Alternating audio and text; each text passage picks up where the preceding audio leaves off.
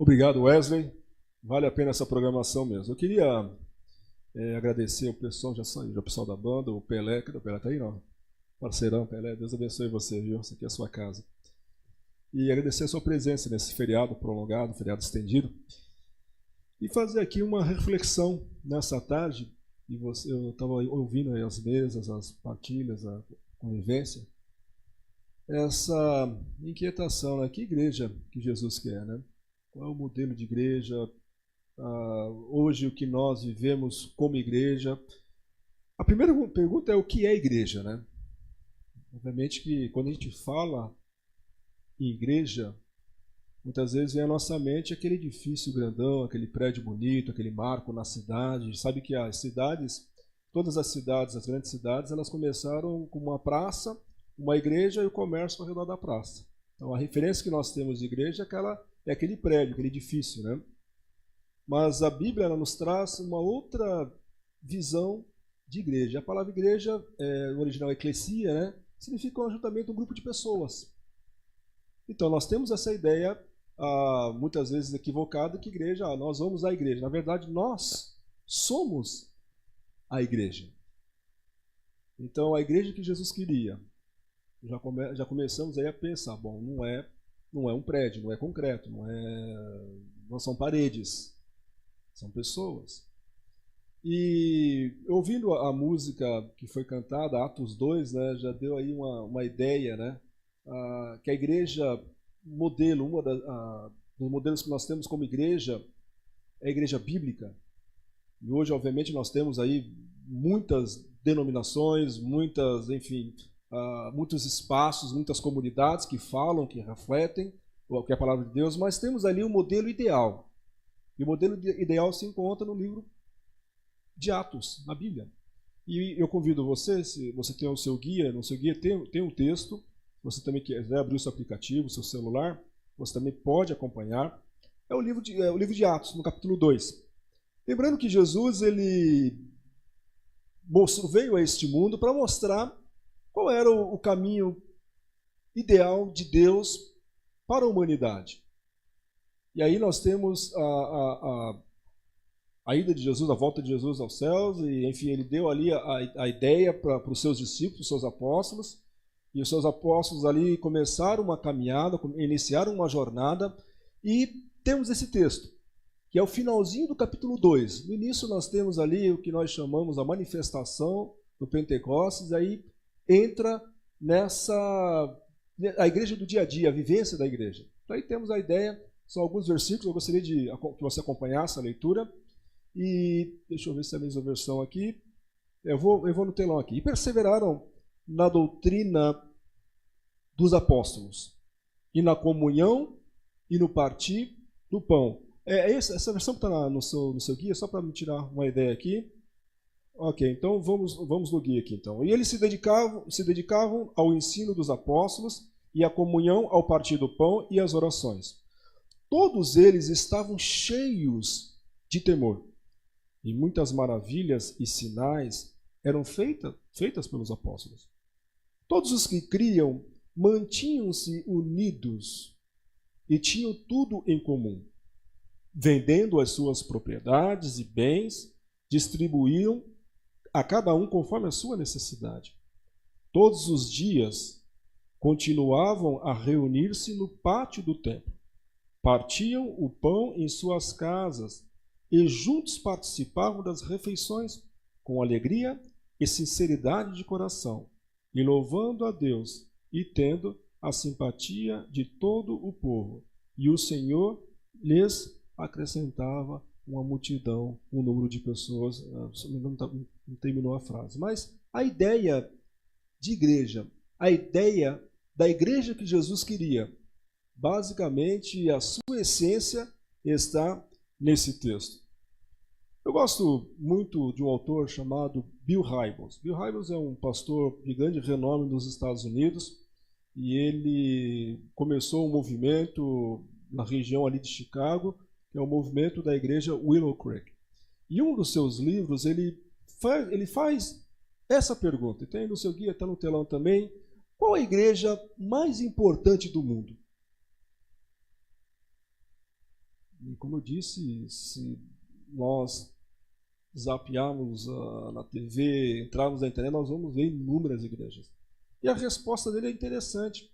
A igreja mais importante é aquela que Deus está edificando dentro de você. Ou seja, nós somos a igreja. E como nós, como eu, como você, lidamos dia a dia com esse senso de ser uma igreja, de ser igreja. E aqui você tem que parar um pouco, refletir um pouco nessa questão de ser igreja. Pô, mas eu sou a igreja. Quer dizer que ser igreja não é apenas vir a uma comunidade uma vez por semana, ou 2 ou 3, participar de uma programação X, uma programação Y, e está resolvido. Então, dentro desse pensamento, dessa frase, a gente pensa, bom, ser igreja, de fato, é viver 24 horas, constantemente, deixando que Deus edifique a sua vida. Deixando que Deus use a sua vida. E quais são as características dessa igreja? A gente, se você fizer uma leitura no livro de Atos, eu recomendo, quando a gente estuda esse assunto sobre igreja, é ler o livro todo de Atos. E se você notar, Atos ele começa, obviamente, no capítulo 1 e termina no capítulo 28. E se você for no capítulo 28 de Atos, você vê que é um livro que não tem uma conclusão, não tem um fechamento. E é interessante, o livro termina com a suspense. Não é um suspense, mas termina sem um fechamento. Então a ideia do autor, o autor do livro de Atos, o evangelista, o doutor Lucas, escreveu o livro de Atos, e eu fico pensando aqui na mente dele, na mente de Deus, obviamente, que a continuação da história do capítulo 28, indo para o capítulo 29, que não tem o 29, obviamente, isso aqui é uma suposição, é a sua vida, é a minha vida. Então, nós somos o Atos 29, e não tem o Atos 29. Se for na Bíblia, você vai terminar no 28. Ou seja, a continuação dessa igreja somos nós. Sou eu, você. E como nós temos lidado com essa? E quais são as características dessa igreja de Atos 2 e quais deveriam ser as características da nossa vida, da nossa igreja, na nossa realidade, na nossa atualidade? Eu queria já partir para o ponto número 1. E esse ponto ele é muito importante, porque, como eu disse, existem muitas portas abertas, muitos prédios, edifícios que a gente imagina que seja uma igreja, mas voltando ao ponto inicial, nós somos a igreja, e aonde nós estamos alicerçados. E aí é o ponto número 1, você tem aí um espaço para você preencher. Uma igreja é aquela igreja que tem zelo pelo ensinamento. Eu até iria colocar a palavra doutrina, mas doutrina e ensinamento dentro do contexto que eu quero mostrar aqui é o importante para nós. Uma igreja que tem ensinamento. E o verso que a gente busca como base aqui é o verso de Atos 2:42, que está aqui na sua folha, vai para o telão também. E eles se dedicavam ao ensino dos apóstolos. Ou seja, eles tinham a sua base, seu alicerce nos ensinos da palavra de Deus, do que Jesus transmitiu para os apóstolos. E isso nós chamamos de doutrinas. E as doutrinas, ou doutrina, é uma reunião de fundamentos e ideias que, por serem essenciais, devem ser ensinadas.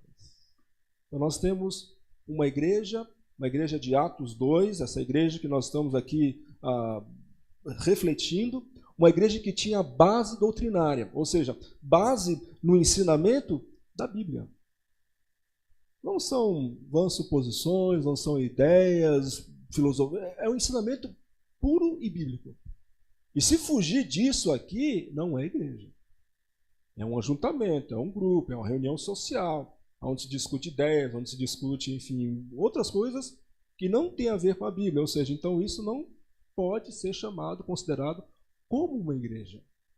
E por que estou falando isso? Porque ao longo da história, depois, obviamente, os apóstolos morreram, alguns foram mártires, morreram por causa da causa. E ao longo da história, essa igreja que era pura, que estava ali aos pés de Jesus, que havia sido ensinada as palavras de Jesus, ela começou a se desviar. E aí, o que nós chamamos de ensinamentos errados, damos nome a isso, as heresias, elas desviaram a igreja do caminho que deveria estar seguindo. Aí entrou várias informações, e aí eu listei algumas, você tem na sua folha, depois você pode dar uma analisada, fazer uma busca, um estudo mais aprofundado, mas havia ali as heresias da Idade Média, coisas assim que negavam que Jesus Cristo era suficiente como Salvador, enfim, várias heresias. Aí eu pontuei também a questão das ortodoxias, enfim, sem piedade, ou seja, algumas regras que entraram na igreja, e essas regras eram uma ideologia, e aquilo ali eles deveriam fazer para que pudessem alcançar a salvação, e não existia o senso de amor ao próximo. Eu listei também a questão do pietismo, ou seja, a piedade sem a regra, então eram duas dificuldades que existiam. Esse movimento, que é o movimento, em inglês, Quakers, né? Aqui em português chama o Quakers, até inclusive é aquele cereal que você come, o cereal matinal Quakers. É um movimento que existiu na América alguns anos atrás, e era um movimento que tinha uma ideia de que existia uma luz interior. Então, alguns movimentos começaram a se levantar com ideias não bíblicas, por isso que a gente precisa realmente ter como base a Bíblia para o nosso movimento. Também o movimento liberal, que considerava a razão acima da revelação. Isso é um perigo muito grande, até esse perigo ocorre em nossos dias. Ou seja, eu tenho uma ideia e eu não preciso da Bíblia para nortear essa minha ideia. E tem também o movimento que nós chamamos hoje como movimento neopentecostal, onde a emoção toma conta e se esquecem da essência, da palavra. E a experiência é acima da revelação. Então, o fato é que Deus, ele tem compromisso com a palavra. E ele tem zelo pela sua palavra. E uma igreja fiel, uma igreja que realmente se enquadra nesse panorama, ela não pode deixar a palavra de lado, deixar a Bíblia de lado, deixar os ensinamentos da Bíblia para que essa igreja possa crescer.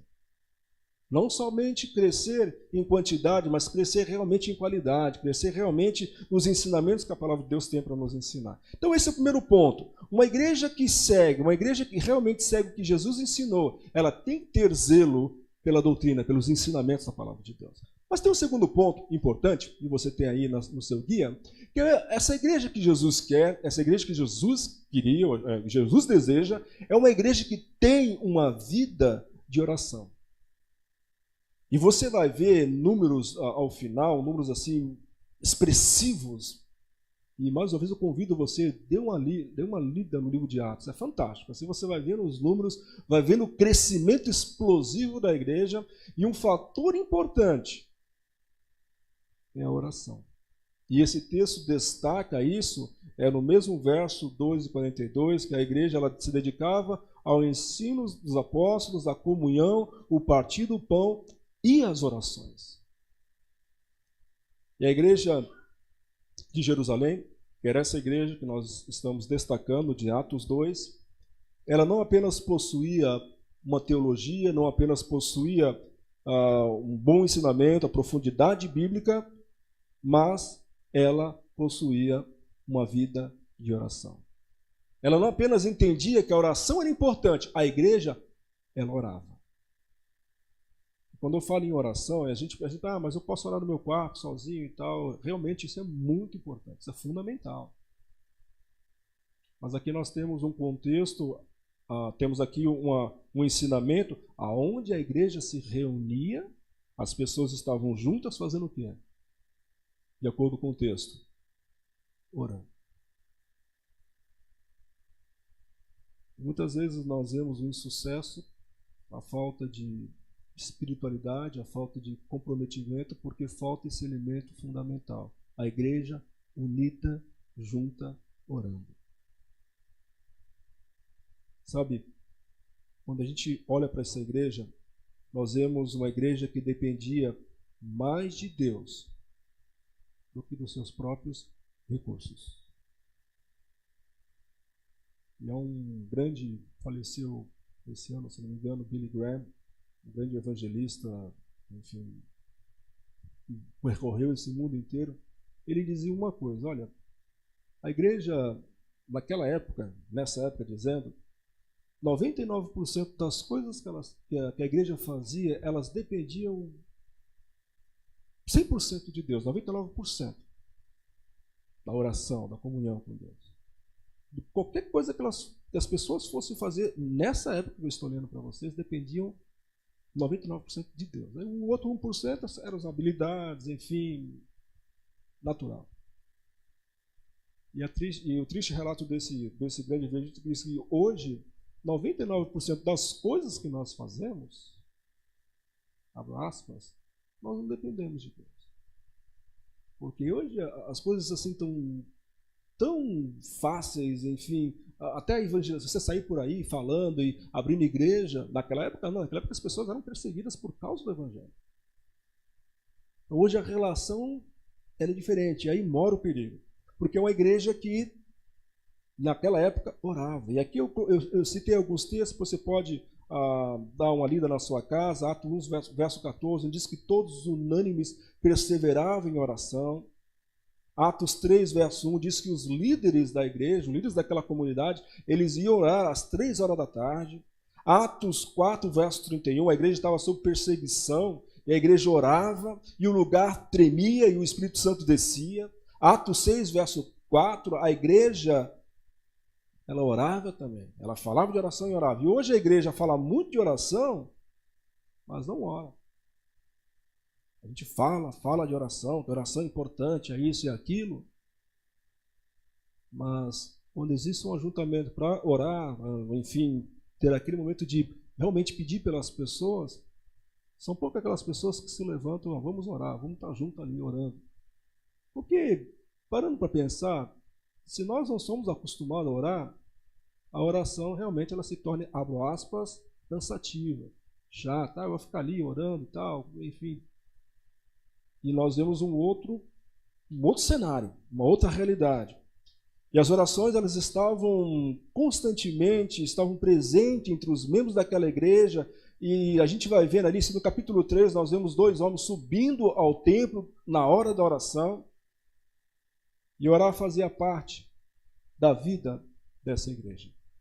E nós precisamos realmente levar a sério, nós como igreja, nós como comunidade, eu e você, levar uma vida de oração, porque essa igreja, o sucesso dessa igreja também foi baseado na oração daquelas pessoas. Mas um outro ponto importante, podemos passar, você pode preencher. Primeiro ponto, para nós recordarmos, é o ensinamento.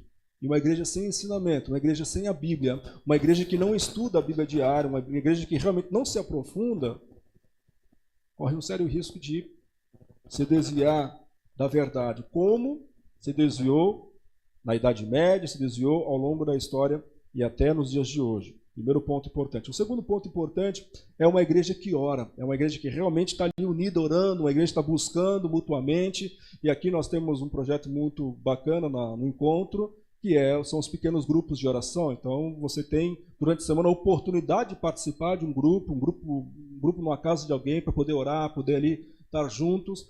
E entra nesse tema, que é o terceiro tema, uma igreja que valoriza a comunhão. Ou seja, trocando por miúdos, uma igreja que valoriza estar junto, uma igreja que valoriza a vida fraternal, uma igreja que tinha o prazer de se reunir. E igreja é para isso. Para quem acha que igreja é uma vez por semana, ou eu vou ali bater meu cartão religioso, realmente não compreende a essência do que é ser igreja. Aqui nós temos, destacando nesse texto, do verso 42, 44, 46. Está aí no telão, você pode acompanhar. Essas pessoas, elas se dedicavam ao ensino dos apóstolos, repetindo a mesma, à comunhão, ao partir do pão e às orações. Olha só, partir do pão, ou seja, comiam junto essas pessoas. E todos os que criam mantinham-se unidos e tinham tudo em comum. Olha que coisa interessante, não é aquela ideia de eu vou entrar na vida do outro. Não, as pessoas não tinham esse pensamento. Eu vou invadir a privacidade do outro. Eles viviam como uma verdadeira família. Isso aqui era bom, né? Todos os dias continuavam a se reunir no pátio do templo, ou seja, estavam juntos de novo, partiam pão em suas casas e juntos participavam das refeições com alegria e sinceridade de coração. Ou seja, havia ali algo muito forte. Uma cola que realmente fazia com que as pessoas fossem verdadeiras uma com as outras. E é por isso que depois vemos números assim expressivos de 1.000, 3.000, e chegou uma hora que eles não conseguiam mais contar o número de pessoas que se aproximavam, que se juntavam àquele grupo de cristãos. E algo assim impactante. Ou seja, eles tinham prazer de estar juntos. E tem um salmo, que é o Salmo 27, não está aí, você pode marcar, Salmo 27, verso 4, que diz que Davi ele tinha um desejo. E o desejo de Davi, ele falou assim, uma coisa eu peço ao Senhor, para que eu possa, você deve ter ouvido falar desse verso, eu possa habitar para sempre na casa dele, para que eu possa aprender, para que eu possa contemplar. Ou seja, o desejo de Davi era estar junto com o povo. Quando Davi escreveu esse salmo, ele estava no meio do deserto, estava num lugar terrível. E ele ficou lembrando, puxa, mas como era gostoso estar os irmãos juntos, as pessoas, o meu povo reunido. E a pior coisa é você viver sozinho, viver isolado. Olha que ideia fantástica na mente de Deus. Eu vou fazer com que esse povo seja igreja, as pessoas se ajuntem, as pessoas estejam reunidas. Então, uma igreja uma marca forte dessa igreja é uma igreja que valoriza a comunhão. E um outro ponto importante dentro desse mesmo ponto é que os cristãos eles eram sensíveis para ajudar os necessitados. Ou seja, todos criam, mantinham-se unidos e tinham tudo em comum.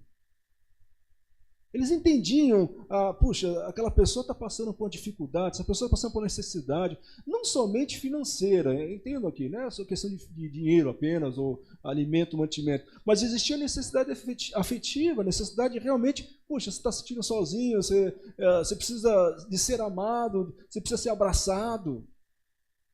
Esse é o senso de igreja, esse é o que a gente lê em Atos capítulo 2.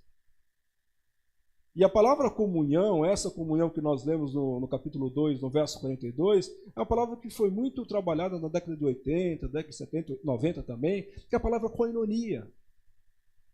Era estar juntos, era um encontro, era compartilhar, era fazer com que os outros compartilhassem. É o que a gente tem aqui, de uma forma bem reduzida, é a nossa convivência. Mas as pessoas elas não faziam apenas a convivência, elas saíam, elas ligavam uma para a outra, mandavam, obviamente estou aqui, uma alegoria, mandavam um zap, mandavam uma mensagem, como é que você está e tal. Tinham esse interesse.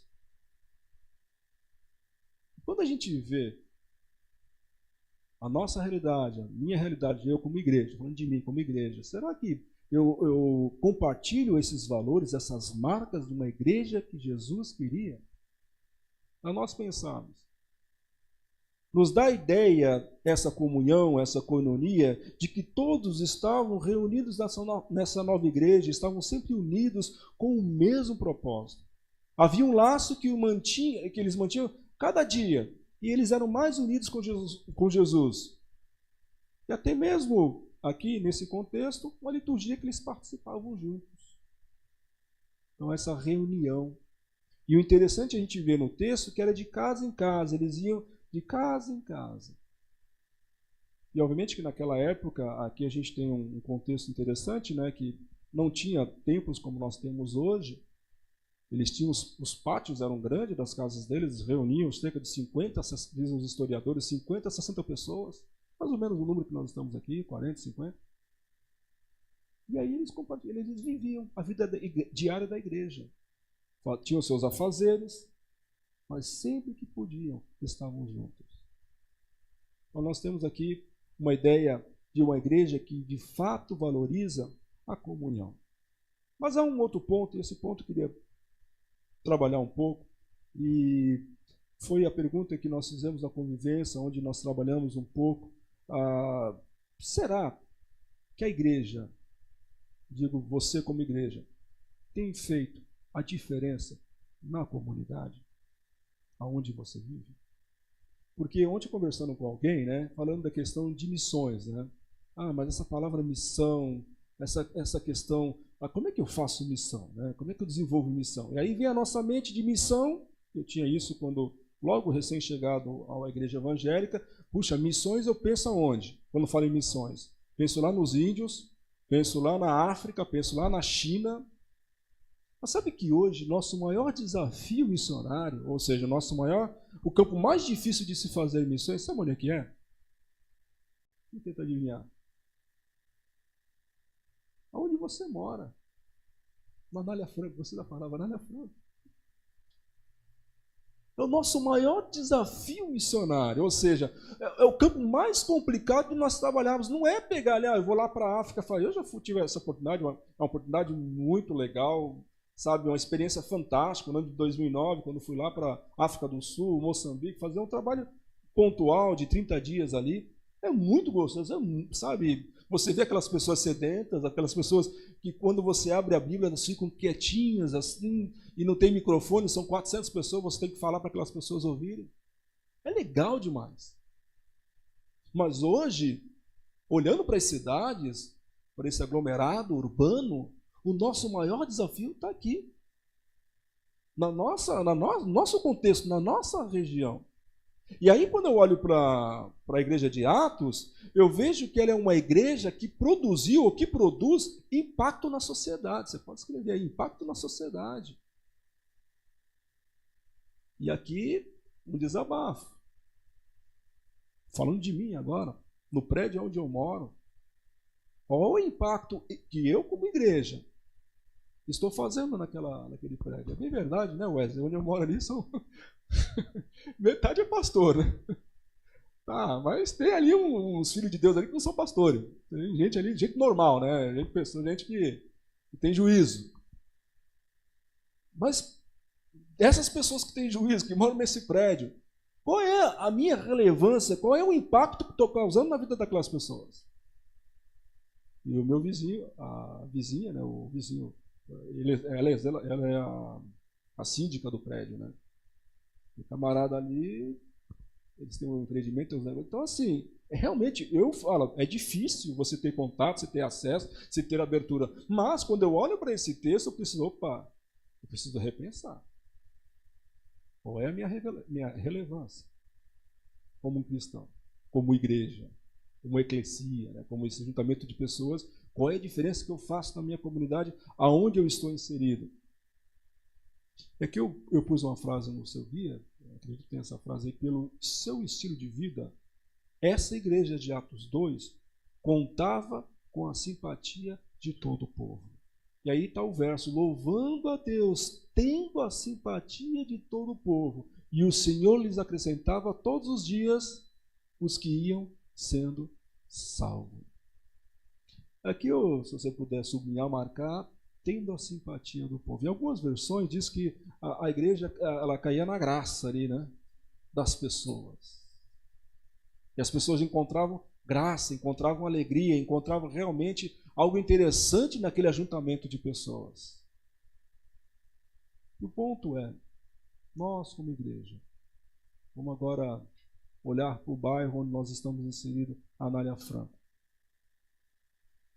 Se nós fechássemos, decidíssemos, não, nós não queremos mais ficar aqui na Anália Franco. Não acontecesse alguma coisa, a maioria fosse lá para Havaí, para Miami, né, para morar na França, acabou a Anália Franco. Será que os nossos vizinhos aqui ao redor sentiriam falta? É para nós pensarmos agora. Para refletir. Será que eles... Opa, fechou a igreja, vamos comprar uma caixa de rojão, soltar fogos aí, fazer uma festa aqui, porque esse pessoal doido saiu dali. Não, parem para pensar nisso. Será que seria essa a visão que eles teriam da gente? É para você pensar. Não é para responder, é só para pensar. Só. Não aflore os pensamentos, não sai aí expressando a vida real. Fazer uma passeata, alegre. Puxa, o pessoal saiu, vamos bater tambor aqui. Fazer esse pessoal saiu aqui. Imagina esse monte de carro. Imagina, pensa você na tua casa, esse monte de carro parando na frente da tua...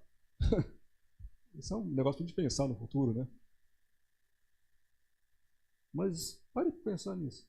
Aí quando eu olho para esse verso, eu vejo, pô, aquelas pessoas elas não tinham esse problema. Porque a igreja, as pessoas caíram na simpatia, caíram na graça. As pessoas estão felizes por aquela comunidade estar reunida ali. E nós aqui no Anália Franca? E você na sua comunidade, onde você participa, onde você frequenta, como é que as pessoas enxergam a sua igreja?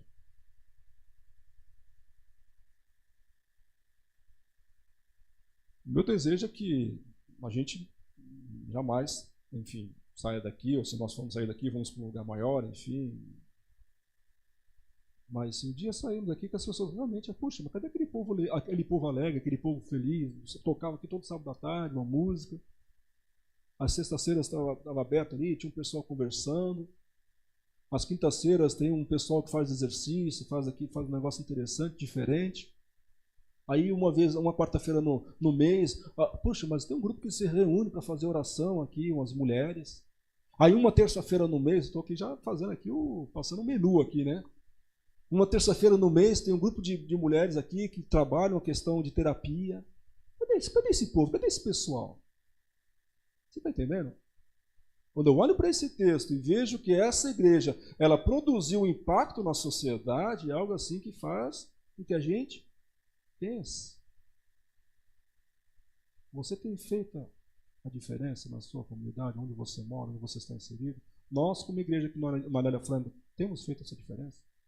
Aí eu listei algumas coisas interessantes, né? Essa igreja de Atos 2 é uma igreja comprometida com a verdade, mas não é uma igreja legalista, uma igreja que realmente, não pode isso, não pode aquilo. O que pode nessa igreja? Não pode nada. Não era esse tipo de igreja.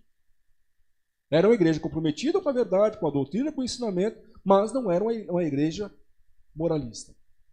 Era uma igreja santa, uma igreja que realmente era separada. A palavra santa a gente tem que saber realmente definir o que é ser santo, mas nesse caso aqui, uma igreja separada. Uma igreja que realmente vivia o que Deus ensinava. Não é uma igreja farisaica. E os fariseus, aqui já foi falado aqui alguns sábados atrás, eram aquelas pessoas que falavam uma coisa e viviam outra coisa. Então aqui, essa igreja de Atos 2 tinha esse pensamento. Era uma igreja piedosa, mas não tinha esse ar de ser, nós somos a última bala do pacote, o puritanismo. Os primeiros cristãos eram pessoas alegres, festivas, íntegras. Olha que comunidade que fazia diferença onde eles estavam. E o estilo de vida dessa igreja impactava a sociedade. E aí eu abri aqui algumas informações interessantes, né? Pessoas que eram, homens que eram melhores maridos, mulheres que eram melhores esposas, melhores filhos, melhores pais, melhores estudantes, melhores profissionais. Essa era a igreja. E quando eu leio em Atos, uma igreja que realmente fazia diferença. As pessoas, quando elas iam trabalhar no dia a dia, elas irradiavam, elas iluminavam, elas brilhavam para as pessoas no seu ambiente de trabalho. Alguns anos atrás, escrevendo algumas coisas, eu fiquei refletindo que você já parou para pensar que quando você já casa também para impactar outros casais. Deus deu a oportunidade de você casar, de ter a sua esposa, ter o seu esposo, para que você também influenciasse outros casais. Quando você tem filhos, você vai ter filhos, e esses filhos, os seus filhos, vão também impactar outros filhos da comunidade. Olha como tudo na nossa vida deve ser igreja. E nós precisamos tirar esse pensamento de ser igreja, só esse ajuntamento que nós estamos fazendo aqui. Ou um outro ajuntamento durante a semana. Igreja é 24 horas. Igreja é você realmente, nas suas atividades, no seu cotidiano, no seu dia a dia, praticar ser igreja. nas palavras, nas conversas, no dia a dia, nos negócios, nos empreendimentos, é ser igreja. Porque Deus, quando Ele instituiu a igreja, quando Deus realmente levantou a igreja, foi para que realmente impactasse, realmente transformasse a comunidade ao redor. Obviamente que quando eu penso em impactar, em ajudar, eu também entro na área de assistência, as pessoas que estão na sociedade que não têm tanto, ou passam por necessidade, como pessoas em estado de rua, pessoas dependentes químicos. Então a igreja está aí para servir isso também. Porque é onde essas pessoas irão conhecer a Deus. Seja para entregar um lanche para uma pessoa em situação de rua, seja para aconselhar uma pessoa que tem uma dependência, uma situação como essa. E hoje nos grandes centros urbanos nós enfrentamos isso. E é por isso que a nossa comunidade, a nossa igreja deve ser relevante. E termino com os dois últimos pensamentos que louvavam ao Senhor de todo o coração. Atitude essa que, consequentemente, atraiu a atenção da sociedade naquela época. E aí essa versão que caiu na graça do povo, né? A versão, e algumas versões bíblicas colocam essa expressão, caindo na graça do povo. E mais uma vez, nós aqui nessa vizinhança, nós caímos na graça desse povo. E eu gosto desse último autor, pode passar o último, é Rick Warren. Rick Warren, ele tem uma igreja ali na região de Saddleback, é uma das igrejas que mais crescem no mundo, e ele disse que a pergunta errada é o que devo fazer para a minha igreja crescer. Mas a pergunta certa é o que está impedindo a minha igreja de crescer. Será que somos nós mesmos que estamos impedindo a igreja de crescer? Vivendo aquilo que não é para ser, o que a Bíblia ensina. Então nós precisamos pensar e refletir, debruçar um pouco mais sobre esse assunto do que é ser igreja. E um bom ponto para nós estudarmos é o livro de Atos. A nossa igreja, a Igreja Adventista, tem um manual, e esse manual já está terminando já nas próximas semanas, que é o manual do estudo, um guia de estudo, que todos os dias a gente estuda uma parte, e nesses 3 meses, vai encerrar agora em setembro, a gente estudou o livro de Atos, estamos estudando o livro de Atos. E vale a pena você buscar esse material, buscar esse manual, e dar uma olhadinha de como de fato funciona, qual era da igreja de Atos. Porque é o nosso start, é o nosso início para todas as coisas na nossa vida. Como aquela comunidade vivia. Obviamente que mais de 2000 anos atrás, então algumas coisas nós temos que adaptar à nossa realidade. Mas a essência, nós não podemos perder do que é ser igreja. Que Deus possa nos abençoar, que Deus possa nos ajudar a partir dessa semana a sermos igrejas. Igreja de acordo com o que Jesus pede em sua palavra. Eu queria fazer uma oração especial. Eu estou como pastor aqui do Encontro Anália Franco e também como pastor do Espaço Penha. E aqui é o meu primeiro ano, esse ano, e vejo que nós temos grandes desafios. E eu queria nessa tarde orar pelo nosso bairro, pela Anália Franco de uma forma especial. Orar pela cidade de São Paulo, para que Deus possa nos dar uma visão clara, o que realmente nós precisamos fazer para alcançar também, ou alcançar as pessoas dessa região. Para que Deus possa nos usar, para que nós possamos de fato sermos instrumentos para essa comunidade, para esse bairro, e que essa igreja possa cair na graça dessas pessoas que moram aqui ao nosso redor. E também do Espaço Penha também, para que Deus também possa dar ali uma visão clara do que nós precisamos fazer para alcançar aquelas pessoas com a palavra de Deus. Gostaria de orar por você, colocar a sua vida nas mãos de Deus e também orar pela nossa cidade, por essa região onde nós estamos inseridos. Se você puder fechar os seus olhos, vamos falar com Deus nesse momento. Grandioso Deus e Pai, quantos desafios nós temos como igreja. Primeiro, o entendimento que nós somos a igreja. Nós somos a igreja que o Senhor quer que nós sejamos. Mas algumas coisas nos impedem, têm nos impedido de ser essa igreja que nós lemos aqui no livro de Atos, no capítulo 2, também em outras partes das Escrituras, de nos tornarmos relevantes, e das pessoas aqui ao redor ter uma boa imagem da nossa comunidade. Por favor, Senhor, que o Senhor possa nos ajudar a cada um aqui a sermos relevantes, a sermos essa igreja que o Senhor quer que nós sejamos. Abençoe aqui os vizinhos ao nosso redor, dessa rua, das ruas aqui próximas, do bairro Anália Franco, do bairro próximo também aqui ao Tatuapé, e que essa igreja possa crescer também em número e, acima de tudo, em conhecimento da Tua Palavra.